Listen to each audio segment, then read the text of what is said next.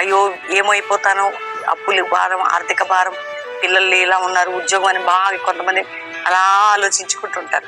నిజమేనండి, డిప్రెషన్ మనల్ని కింద పడేస్తుంది, భయం మనల్ని పిరికోలుగా చేసేస్తుంది. ఒంటరితనములో ఉన్న మనకి కొన్నిసార్లు ఎంతో మంది ఈ రోజుల్లో ఆత్మ చేసుకోవడానికి కారణం ఏంటండి? డిప్రెషన్, ఒంటరితనం. కానీ నువ్వు ఒంటరిగా, నేను ఒంటరిగా లేను. యేసయ్య మనతో ఉన్నాడు, మన హృదయంలో ఉన్నాడు. ఆయన మనల్ని విడివడి ఎడబాయడు. మనల్ని ఎన్ని ఇబ్బందులు వచ్చినా, ఎన్ని ఇరుకులు వచ్చినా, అప్పులు వచ్చినా, సమస్యలు వచ్చిన, కుటుంబ పోరాటాలు, మన దేవుడు మనకున్నాడు కదా. మనకి దేవుడు ఒకవేళ దేవుళ్ళో మనలో దేవుడు లేకపోతే మనకి బాధ. యేసయ్య మనకున్నాడు కదా. ఇంకెవరైనా మారు మనసు పొందిన వారు యేసుని అంగీకరించడం, ఇదే రక్షణ దినం. నీ హృదయంలో యేసుని చేర్చుకుని పాపాలు క్షమించబడి ఆయన రక్తంలో కడగబడి నిత్య జీవం పరలోకం నీకు దొరుకుతుంది. అయితే ఉదయం మనందరం వాగ్దానం కొరకు ఎదురు చూస్తున్నాం. భయపడక ధైర్యంగా ఉండటానికి కృప చూపే దేవుని వైపు మన కన్నులు ఎత్తటం, ప్రార్థన చేయటం, ప్రభుత్వ సహవాసం చేయటం, అది మనకి ఇంపార్టెంట్. కాబట్టి చదువుకుందాం.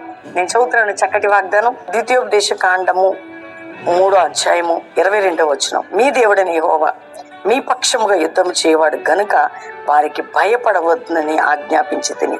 చూడండి, అక్కడ నాయకుడు చెప్తున్నాడు భయపడవద్దని ఆజ్ఞ. ఎందుకు? అక్కడ ఒక ప్రోత్సాహపరిచే వ్యక్తి ఉండాలి కదా, ప్రజలని బలపరిచే వ్యక్తి. ఇప్పుడు చూడండి, మనకి వాక్యము ఈ మాట చదువుతున్నాడు బలం అంటే దేవుడు అక్కడ వాగ్దానం ఇస్తే అక్కడ చెప్తే మనకు చెప్పినట్టు కాదా? మనం చెప్పినట్టే. మీ పక్షముగా నేను యుద్ధం చేస్తా, మీరు వాళ్ళకేం భయపడొద్దు, మీ పక్షంగా నేను యుద్ధం చేస్తా, నీ పక్షంగా నేను యుద్ధం చేస్తా. వింటున్నావా?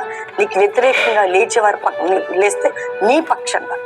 చూడండి, ఇశ్రాయేలుకి వ్యతిరేకంగా లేచిన ఐగుప్తులు కానీ ఫరో కానీ ఎవరు యుద్ధం చేశారు? మీ పక్షంగా యుద్ధం చేయవాడు నేను. వారికి చెప్తున్నాడు, అక్కడ నీకు చెప్తున్నాడు, నాకు చెప్తున్నాడు, నాయకుడు చెప్తున్నాడు, దేవుడు వాక్యంలో మనతో మాట్లాడుతున్నాడు. మీ పక్షముగా, మీ పక్షముగా. అయ్యో మేము ఒంటరిళ్ళం అండి, మాకు ఎవరు లేరు, వాళ్ళు బలవంతులు అండి, వాళ్ళు అంత అండి, వాళ్ళకి ప్రాపర్టీ ఉందండి, ఎవ్వరున్నా ఈ భూమి మీద భూలోకం అంతా 10,000 మంది నాపై దండెత్తి వచ్చిన అదిలంగా మనం ఉండటానికి కారణమే దేవుడు. దేవుడు దేవుడు దేవుడు దేవుడు. నువ్వు ఎప్పుడు కూడా దేవుని మీద అనుకో.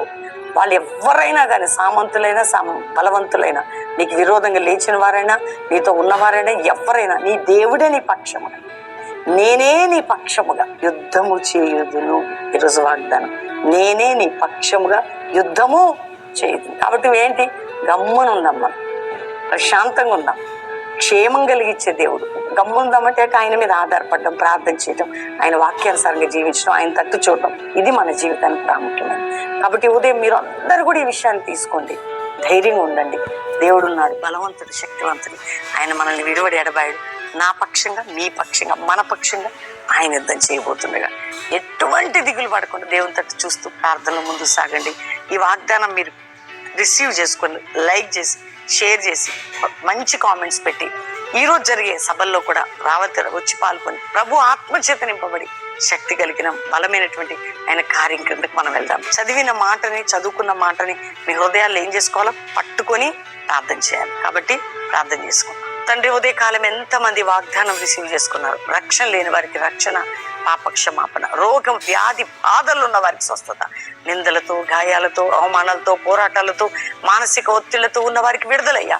మా పక్షంగా ఎవరు లేరని భయపడుతున్నారు, వారి పక్షంగా యుద్ధము చేయి దేవుడవైనా నీవు వారి పక్షంగా యుద్ధం చేసి శత్రువుని ఓడించి అపవాదికి సిగ్గునిచ్చి వారి కుటుంబాలు లేవనెత్తి కోర్టు కేసు విషయంలో, కుటుంబాల విషయంలో, విడిపోయిన విషయంలో, నాయన పిల్లల విషయంలో, వారికి లేస్తున్న శత్రు విషయంలో, నాయన రోగాల విషయంలో, అపవాది చేతిలో నుండి వారి పిల్లల్ని, వారి కుటుంబాలను, వారి భర్తలని, భార్యని, వారి సేవని, వారి కుటుంబ సమస్యలు అన్నిటికీ కూడా మీరు విడుదలయ్యండి ప్రభా. ఇతర దేశంలో మా ప్రియులందరినీ రక్షించి, వరుణ దేశంలో క్షేమము, కృప వారికి దయచేయండి.